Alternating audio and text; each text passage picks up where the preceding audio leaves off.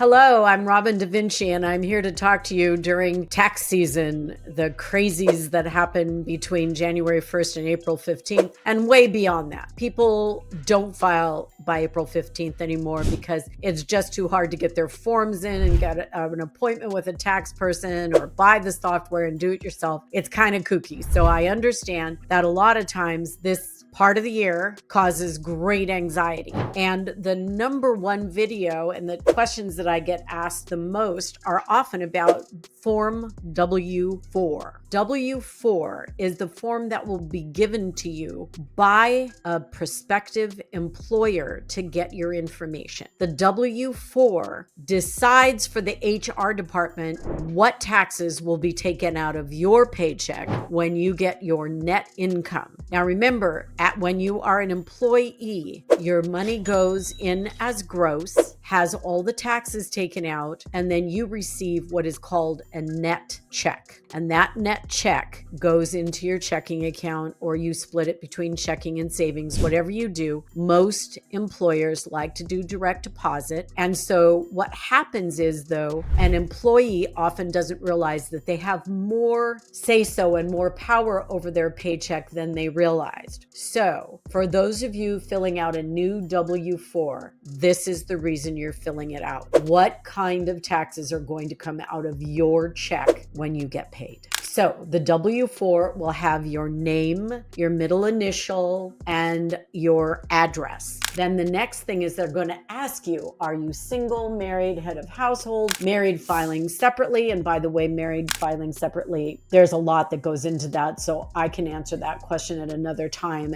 It doesn't really make sense. You might save $13, but it's really more complicated. And then head of household. Are you a mom or a dad with 3 minor children and you're taking care of everybody on your own? You're neither single nor married filing jointly. So those are the first things they want to know because they have different tax categories, different tax ramifications. Now, what this form is meant to do is to determine with your exemptions and the dependents you might claim on your tax return, how can they withhold the correct amount of money so that you don't owe the government and the government doesn't owe you. A lot of people use their payroll as a way to get a big check in the following year, but that is not a good use of your money. When you fill out this form, if your total income is going to be $200,000 or less, or $400,000 or less if you're married, then multiply your qualifying children by 2,000. So let's say you have 3 children under 17, not 17 and under, but under 17. So you have a 6-year-old, a 10-year-old, and a 12-year-old. You put 6,000 in that. So you multiply your 3 children under the age of 17 by 2,000 and put that there. Because that's telling the HR person that when you do your tax return, you are probably taking you, your spouse, and your 3 children. And so they will tax you accordingly. Then the next one, multiply other dependents by 500. Now,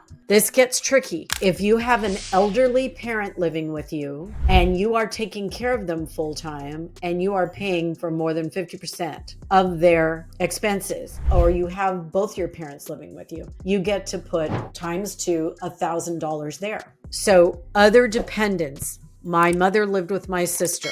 My mother was a dependent of my sister because she lived in her home. That might be true of a brother who has MS, or a sister who was in a car accident and lives with you and you take complete control of her life and take care of her. Those are other dependent. I know I gave you some drastic situations, but those are other dependents. So you put that on there. Now, the next one is, what if you have a side gig that pays you a 1099 straight money? Like let's say on the weekends, you're a DJ and you get paid $1,500 every weekend to DJ. No taxes are taken out, but you don't want to get stuck with more taxes. You can put over there by checking their worksheet and get some tax taken out of your payroll in order to take care of the tax you're not paying as a DJ. Then at the last line, if you feel that you're going to owe at the end of the year, you can say, every pay period, I'd like you to also hold another $100. That way, the HR person knows that you have these dependents, you have another dependent living in your house, you have a second job and you want money taken out for that, and also you want extra withholding just in case. Now, after you do all that work on the W-4, you will get your first paycheck. On your first paycheck, you are going to have your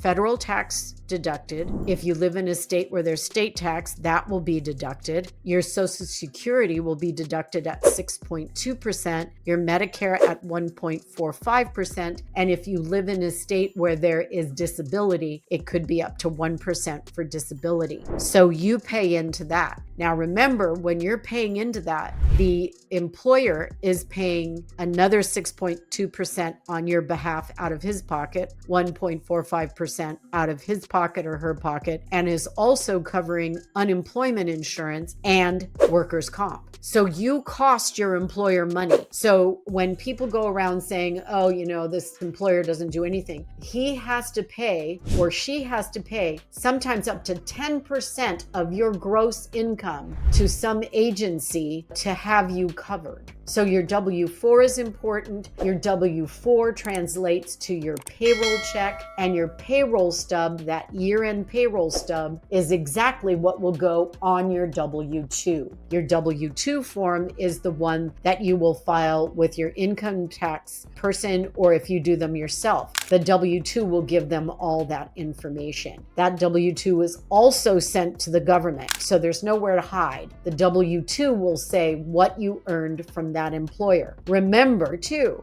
you are a deduction to your employer. The tax he pays for you is a deduction in his business. The workers' comp insurance he pays out for you is deductible on his tax return. So while you take your information to your tax return, he takes your information to his business tax return. So this is a really, it seems complicated, but it's kind of a beautiful spider web of how this works. Everybody has responsibility, everybody is doing their part, and everybody is trying to make this work. You can get a couple of W-2s during the course of the year. When you do your tax return, they will want the information from those W-2s. The reason that people prefer to get a W-2 is that tax is being taken out. The reason employers would rather have independent contractors is they don't have to do any of that matching, and they don't have to pay unemployment insurance or workers' comp on you. So there's such a difference between being a W-9, 1099 independent contractor and a W-4, W-2 employee. Now, there's also something very tricky here that I want you to understand. When you are a W-2 employee, you are subject to all different kind of rules at your office. Each office should actually have a handbook, and you should actually sign something that says you've read the handbook, because employees have rights. Now, I know there are some states that don't believe that, and I know there are some employers that don't believe that, but truly, as an employee who works hard for a company, you do have rights. So you need to get that handbook and read it thoroughly and sign it and date it and say you understand the rules, whether it's conduct or how you dress or days off or PTO, or whether you get paid for Christmas or whether you get the day after Thanksgiving. All of those things are in that handbook. And if they don't give you a handbook, you need to ask those questions. Can I have a list of holidays, and can I have a list of how much PTO I have and what I earn so that I can plan? Always make sure they know you plan on being an incredible employee, but you just want to know all the structure of the company so that you can plan accordingly with your family. What is the overtime rule? Do you have to get approval to do overtime? If you're exempt or non-exempt. If you're a manager, you don't get overtime. If you're hourly employee, you usually get overtime. You need to check all those things. You need to understand, because when that W-4 translates to your paycheck, then it translates to your W-2 that you take to your tax return. You need to fully understand what all of that meant. And so I am excited for you to learn those things. This is my expertise. So if you watch the video and you have questions, I will go on and try and answer them. I also am thinking about doing a show where I take all your questions and I answer them on my show. I've seen it done a couple of times, most recently by a scientist, a doctor, and Paul McCartney. So I am willing to take questions on camera and answer them for you. So that might be coming soon. Meanwhile, the forms will be shown in the videos so that you can get a reaction to it. So W-4 to paycheck to W-2 to tax return. That's how it works. And all of it is sent to the government. I also want to tell you, when you do this, to please review your pay stub at least quarterly and go onto one of the websites like Paychex Calculator and see if you've overpaid or underpaid your taxes, because you, my friends, are allowed to make adjustments to your withholding. If you're paying too much because they calculated it for you and you only want to pay federal tax of $200 every paycheck, you can go in and ask for a static amount to be taken out. You are not at the mercy of your employers in arranging how you get your money. You can be active in that. So take that challenge, be active, review your pay stubs. Do not run around like a chicken with your head cut off, unable to understand what did they do. You sit down quietly on a Sunday evening, review how much you've paid into tax by March 31st, and then you go on Paychex Calculator and see if I overpaid or underpaid, and then make adjustments with your payroll person accordingly. It's so important that you are in charge of your money. I hope this helps. I am thrilled to be here to answer questions, and good luck. This is a new year. I'm going to answer questions about taxes in the next couple of videos. Stay tuned, like and subscribe. I like being the money lady. I'm here to help. Thanks.